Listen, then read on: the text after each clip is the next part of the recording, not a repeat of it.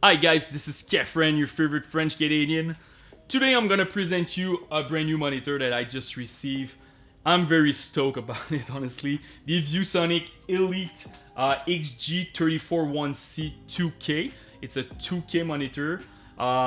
It's pretty big. It's 34 inch. And also it's using the mini LED technology. And what's really good about it, it's you have now like a proper HDR monitor.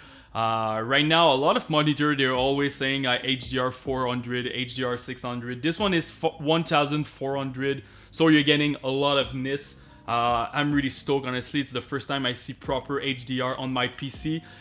Normally, I always see my HDR on my PS5 or Xbox Series X because I'm playing on my LG C2. But this one deliver for sure. What can I say? If we're talking about backlighting, you're getting 1142 dimming zone, so you have plenty dimming zone, like dedicated dimming zone. Also, it's not some fake number that a lot of other manufacturers sometimes are using for their monitor. Also, for the response time, you're getting 1 ms. For the amount of hertz, they have 200 hertz. This is the maximum of the monitor, but I don't necessarily recommend it because you need to deactivate like a lot of stuff like your local dimming, your pure XP. So if you want all those technology on and you want the maximum of hertz, it will be 165. So 200 hertz is technically an overclock. For this monitor. It's compatible with AMD FreeSync Premium Pro, so nothing special about it. It's working very well. Also, you have the Pure XP technology. It's a technology that reduces motion blur. I didn't have any issue with it, but yeah, I recommend to using it. Honestly, it's working very well. If we're talking about connectivity, you have a lot of stuff included on this monitor. First of all, you have a display port. You have two HDMI 2.1. You're also getting a USB-C, USB-A, and USB-B. One thing I want to mention about it, it's compatible with KVM. So you just have like a switch. You can have two different PC plug inside of this monitor and always use the same mouse and the same keyboard. So really cool if you're working from home and you have another PC for gaming. You can definitely use that with this monitor. And this is pretty much it. If we're talking about the price, a little bit of expensive, 1,500. It's USD.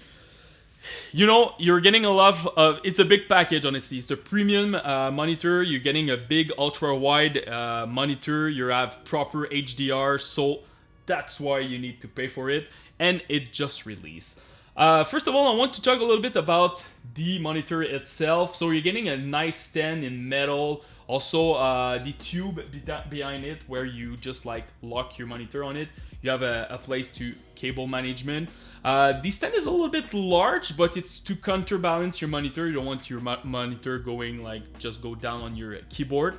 You're also getting internal speaker. They're not great, but they're doing their job. So if you need like to hear your sound on your monitor or whatever, you can definitely do that.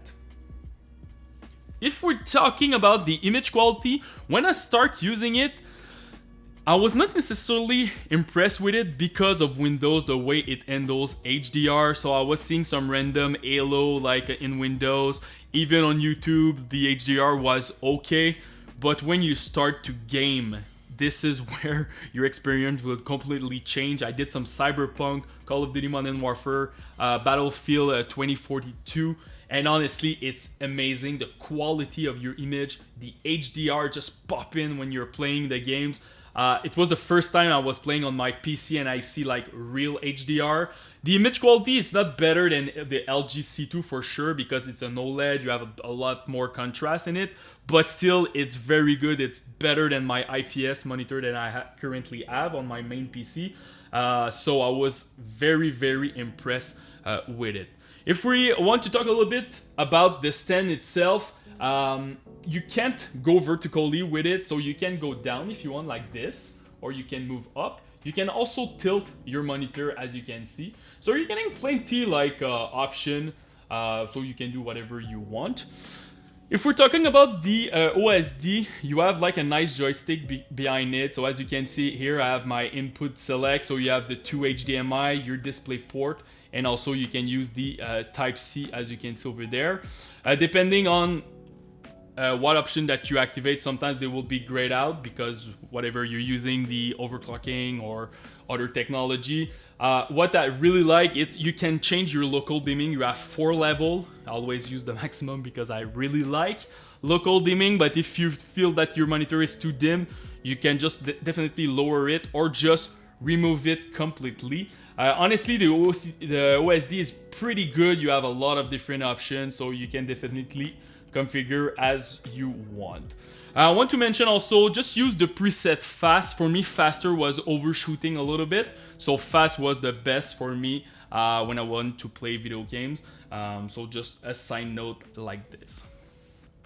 So to conclude, I'm really, I will really enjoy next year. I saw that a lot of monitors are coming in with proper HDR. This one is the first one that I'm using it, and I don't have anything negative to say except maybe about the price. The build quality is amazing. This will tough a very long time. If you want an ultra wide and you want proper HDR, definitely just buy it. It's very, very good. If you are hesitating and you're not too sure about the ultra wide, you really need to think about it. I know a lot of people is complaining that this monitor is not 4K, but if you want to run proper 165 FPS with HDR, etc., etc., right now I feel like 2K is a better spot. Yes, you can use DLSS technology, but it's not great in some games. So it's coming in, but I'm not necessarily a fan. So I feel like right now this is a good spot. 2K 165 Hz with a magnificent image quality. So if you have any question about this product, just comment in the YouTube section, post me any question about it. I will try to help you the best that I can, and don't forget to subscribe to the channel. Peace.